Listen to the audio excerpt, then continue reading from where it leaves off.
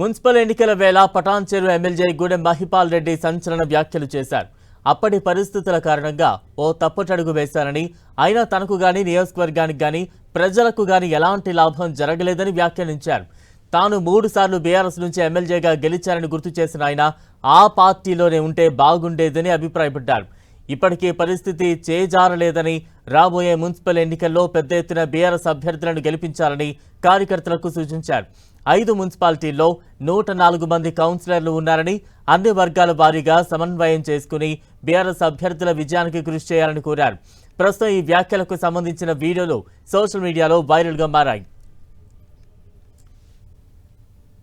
పరిస్థితులు బట్టి ఒక అడుగు తప్పుటట్టు జరిగింది. వేసినా మనకు అక్కడ ఏమాత్రం కింద నియోజకవర్గానికి నియోజక ప్రజలకు నాకు ఎక్కడ ఒక ఇంటికి మందము లాభం జరగలేదు. అన్ని కోడ్ల ద్వారానే చూసుకుంటా ఉన్నాం. కాబట్టి అందుకే ఆలోచన చేసి ఈరోజు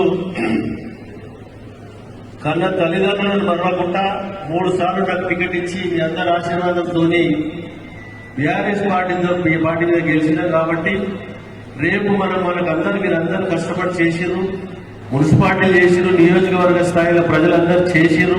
ఇప్పుడు 5 మున్సిపాలిటీలలో 104 మంది కౌన్సిలర్లు ఉన్నారు. 5 మున్సిపాలిటీలలో 104 మంది కౌన్సిలర్లు. దానికి మనం అందరము ట్రేడ్ యూనియన్ పరంగా ఒక వింగు, ఇక్కడ పెద్ద మనుషుల పరంగా ఒక వింగు, కుల సంఘాల పరంగా ఒక వింగు,